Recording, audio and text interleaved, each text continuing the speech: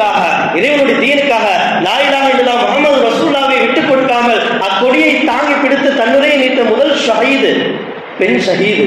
அவர்கள் ஒரு பெண் தான் முதல் ஷஹீது இஸ்லாத்துக்கு. அந்த இடத்திலிருந்து இஸ்லாமிய மக்களுடைய தியாகம் தொடங்குகிறது.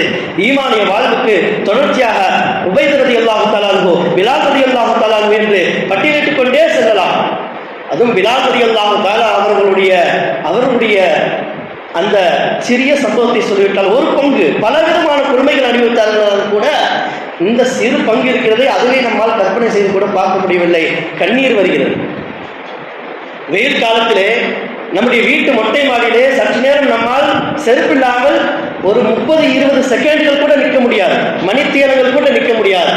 ஆனால் பாலைவனத்தில் கொதிக்கக்கூடிய பெரும் மனதிலே பிலால் ரலியல்லாஹு தஆலா அவர்களை கிடத்துகிறார்கள்.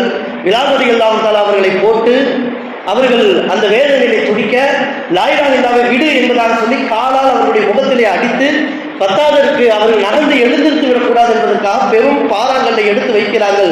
நெஞ்சு எலும்புகள் உடையும் அளவிற்கு பாரமுள்ள கல்லை எடுத்து வைக்கிறார்கள். இப்படிப்பட்ட கொடுமைகளை சந்தித்த பொழுதிலும் கூட பிலால் ரலியல்லாஹு தஆலா அன்ஹு, சுமையா ரலியல்லாஹு தஆலா அன்ஹு போன்ற சஹாபாக்கள் அஹத் லா இலாஹ இல்லல்லாஹ், அல்லாஹ் தஆலா ஒருவன் தான், நீங்கள் சொல்லக்கூடிய கடவுள்களை என்னால் வணங்க முடியாது, அல்லாஹ் தஆலா ஒருவன் மட்டும்தான், இறைவன் நிச்சயமாக அவர் ஒருவனே, முஹம்மது நபி ஸல்லல்லாஹு அலைஹி வஸல்லம் அவருடைய தூதர் என்பதை நான் சாட்சி சொல்கிறேன் என்பதாக இறைவனுக்கும் அவனுடைய தீனுக்கும் சாட்சியாக தன்னுயிரை பணயம் வைத்தார்கள்.